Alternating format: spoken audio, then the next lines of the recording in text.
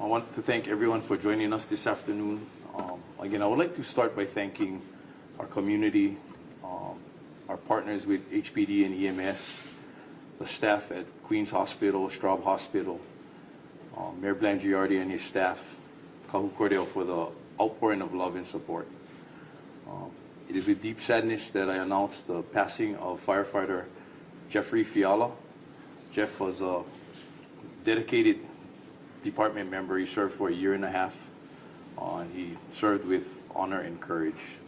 Our thoughts and prayers go out to his family, especially his wife Fiona, his parents Michael and Christine, his family, his friends, and all of his colleagues during this difficult time. And we just ask all of you for your continued compassion and aloha as we all grieve his loss. This tragedy is truly heartbreaking for all of us. As firefighters, we know the risks of our job, but we continue to run towards danger knowing that we are helping people in need. We all train to be our very best, with the goal of ultimately everyone getting home safely at the end of the day. And as you can imagine, that's what makes this very difficult for our HFD Ohana. More on a positive note, the 4 other firefighters that were injured yesterday evening are planned to be discharged today from Queens, and they'll be going home with their family with their love and support, and also the support from the department as they physically and emotionally heal from this experience. So we will continue to support everyone that has been affected by this event in the hope of honoring Jeff and how he served our community. So I'll be willing to answer any questions at this time. Just speak a little bit. You heard that he got married maybe a little over a year ago, and just kind of wonder what future he had. Just a little bit more about his character, who he was. When I speak to everyone that had the opportunity to be around Jeff, the common denominator is just his enthusiasm, his love for the job, just the energy that he brought to work every day. Everyone just loved to be around him. And Jeff came in January 10th of 2023.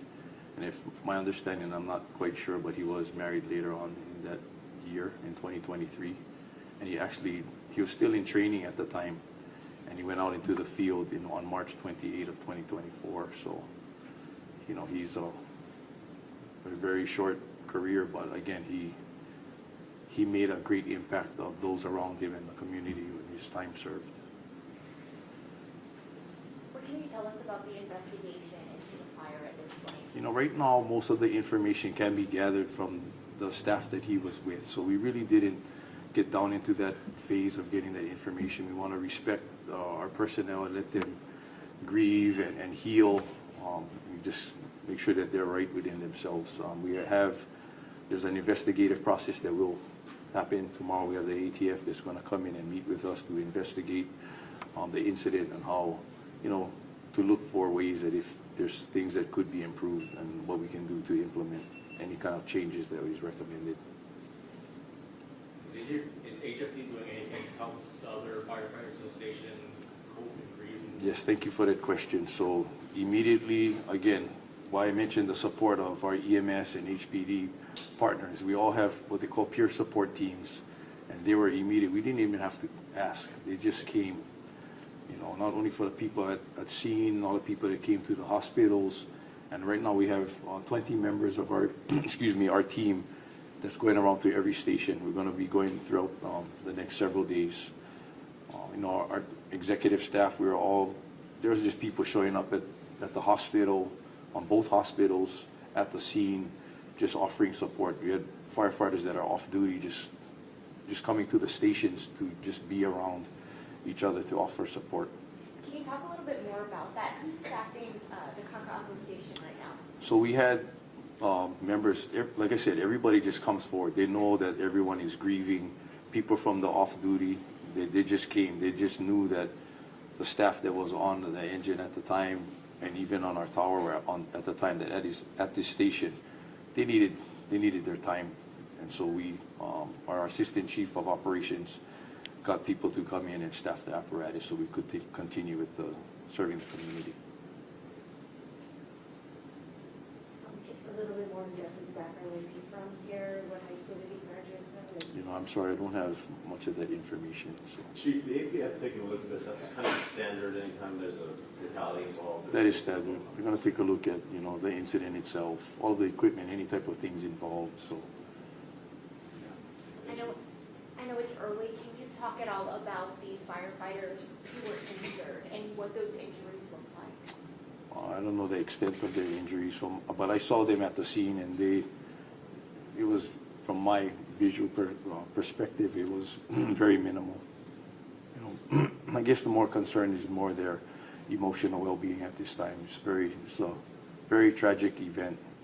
And even though we train for things like this, you know, something like this happen, you cannot train for it.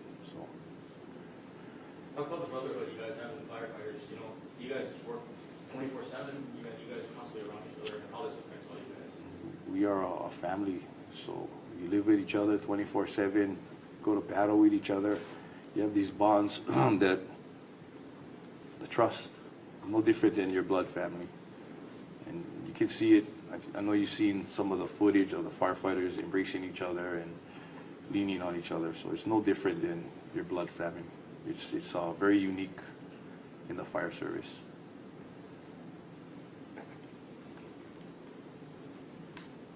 What else can you tell us that we might not have asked?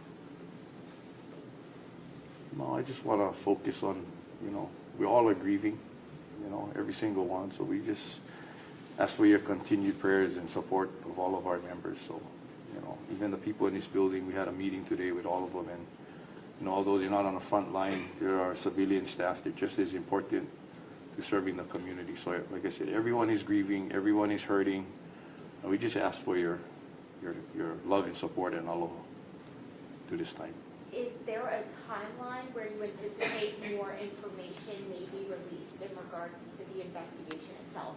Well, I cannot give you any specifics at the time. When we meet with the ATF tomorrow and, you know, throughout the coming days and weeks as we, you know, we have to find out from them how that is going to play out. we heard that it might have been started by a gas stove. Can you say anything? I don't have any of that information at this time. You know, when the last time a firefighter was killed in that week. You know, I'm sorry I don't have the exact date, but we had a firefighter, Cliff Rigsby, that passed away in our rescue watercraft incident a few years back. So doesn't happen very often, and every time it happens, it's again very tragic loss for all of us.